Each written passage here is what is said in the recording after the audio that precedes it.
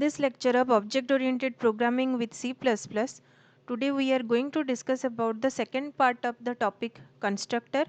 Types of constructor we will discuss.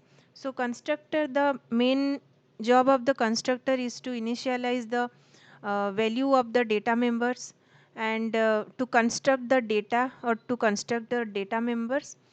And the properties are like it is declared in public section. The constructor name is same as the class name. Okay, so these are some of the features of constructor. Coming into the types of the constructor, so there are 4 types of constructor are there in C++ concept: zero argument or default constructor, parameterized constructor, copy constructor, and dynamic constructor. So zero argument or default constructor, it is nothing but when we are not passing any kind of argument or any parameter inside this constructor function, it can be taken as a zero argument constructor or default constructor. Second one is the parameterized constructor. When we are initializing the value of data member using or passing some values inside the constructor function, at that time we can say that it is a parameterized constructor. Copy constructor is that type of constructor where object details of one object is copied into another object, and here the reference concept is also used. Dynamic constructor, here new and delete dynamic memory management operator are being used here, and we'll discuss it one by one. So first one is zero argument or default constructor. Zero argument or default constructor, as per the name suggests, default constructor is the constructor which does not take any argument. So it will not take any argument and it has no parameters. Even if we do not define any constructor explicitly, this compiler will automatically provide a default constructor implicitly. Okay, sometimes we write program without constructor also.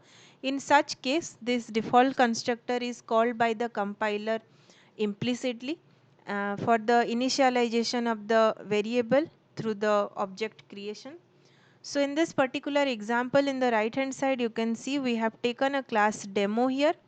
Inside the class demo, let's say by mistakenly it is written public. So let's say two variable integer a and b are written in public section, and in private section we have taken the constructor here, and here the means demo part, here the demo function is written in the public. So demo is the constructor here and it is written in the public, and you can see here that we have not passed any argument inside our demo function.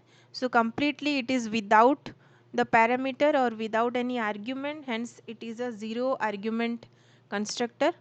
And inside this demo function or demo constructor, we have initialized the value for our two private member variable a and b, a equal to 10 and b equal to 20. And in the main function, we have created the class, we have created the object d here for the class demo, and we are accessing those variable using the object. So when we execute the program, it will show the output as a equal to 10 and b equal to 20.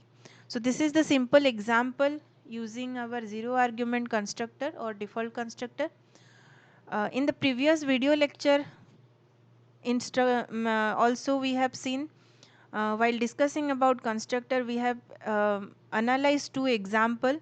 Those are also examples of zero argument or default constructor. You can refer the previous video lecture.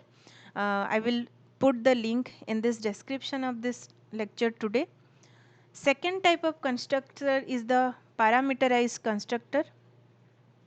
Parameterized constructor, as per the name suggests, we will able to pass some of the values, some parameter inside our constructor function, and it is also possible to create constructor with argument, and such are called as parameterized constructor. It always pass initial values or variables as argument into the constructor object, otherwise there will be an error at the constructor object. Use the parameter to initialize the object during the constructor body definition.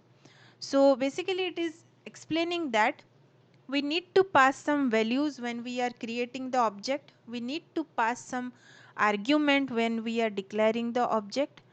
We may use implicit call method or explicit call method.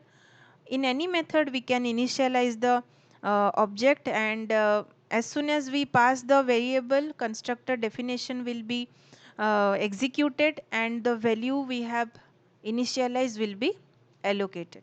So in this example, in your right hand side, you can see here that we have taken a class demo here.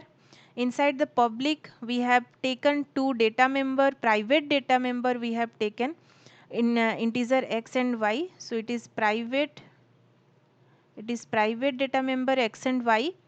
In public we have taken the demo constructor here, and demo is the name same as the class name because it is a constructor. And here, as it is an example of parameterized constructor, we are passing some parameters here. So it is a parameterized constructor, and we are passing some values here which will be used for the initialization purpose. And when we create the object inside main function, object D is created for the class demo. Inside the D object we are passing the value 2 and 3. So this two integer value we are passing. So this value will be copied when the constructor function will be executed. So integer p and q will receive the copy of 2 and 3 here, and simultaneously x and y value will also be initialized to 2 and 3 value. So in the cout statement, when we will execute this program, in the cout statement we will come to know that it will display the output as 2 and 3 here. This will be our output when after the execution. So here implicit call we have done. Explicitly also we can call the constructor like demo d equal to demo 2 comma 3. So demo is a constructor here and we are passing the value 2 and 3 here. Another type of constructor is a copy constructor. So copy constructor are used to copy one object into another object.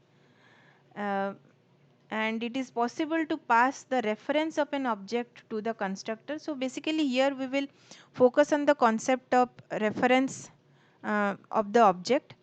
All the copy constructor require only one argument with the reference to an object of that class. So copy constructor will take only one argument of reference type of the object. So this is a very important point. This is a very important point. Copy constructor will require only one object or one argument which will be a reference type of the class.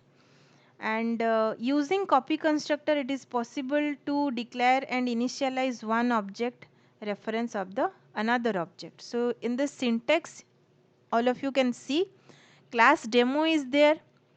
For class demo, we have taken a copy constructor in our public section.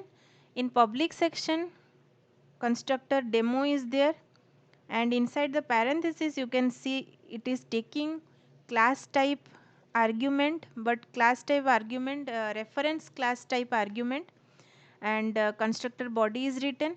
So as soon as we declare the object and we will pass the object inside another object, one reference copy of that object will be received by this our copy constructor and it will execute. So let's discuss one example for copy constructor.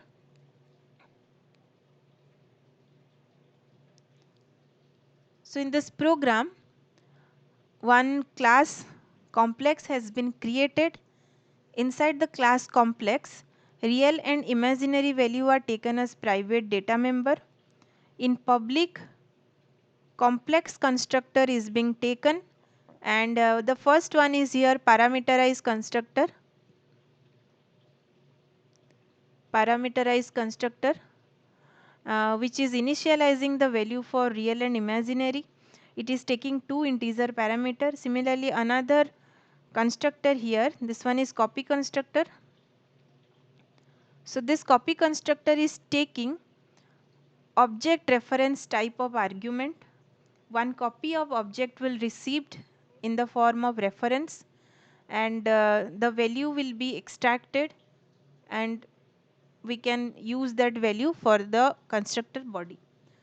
And one show function, member function has been taken, show function void show, and it is using for displaying the value of real and imaginary value in a particular format, a plus ib format, in the complex number format. In the main function also, we are taking two value x and y. It is a user input, and we are inputting the value for x and y using cin statement. Now complex p xy, complex, for the complex class p object is created. We are passing the value for x and y. Let's say we have entered the value 5 and 6 for x and y. 5 and 6 we have entered. So for the object p, 5 and 6 are passed, and here it will call the parameterized constructor, and parameterized constructor will be execute. This two value will be copied to p and q. Real and imaginary value for object p will be initialized as 5 and 6 respectively. Now in the next statement you can see here that complex space q is written and inside bracket p is written. That means p object is passed inside the object q. One copy of p object is passed inside the object q. Okay, so when this function, when this statement is encountered, it will go for the copy constructor definition, and one copy of reference for the object p is received here, and whatever the details p has contained, that will be copied into the c. Now c has also one copy of real and imaginary value, so 5 and 6 also it has contained. So the 5 and 6 value are again assigned to this variable real and imaginary, and when we call p dot show function, it will display the value for real and imaginary in a complex number format, and this show function will execute and it will display 5 plus 6. Similarly, when we call the q function, q object, q dot show function, same means object will be called and the function will display the value for the complex number 5 plus 6, because both are containing the same type variable, same variable they are containing. That's why the output are also same here. So this is all about our copy constructor, parameterized constructor, and zero argument constructor. Another type of constructor is also there, that is dynamic constructor. That constructor we will discuss in our next video lecture. Thank you.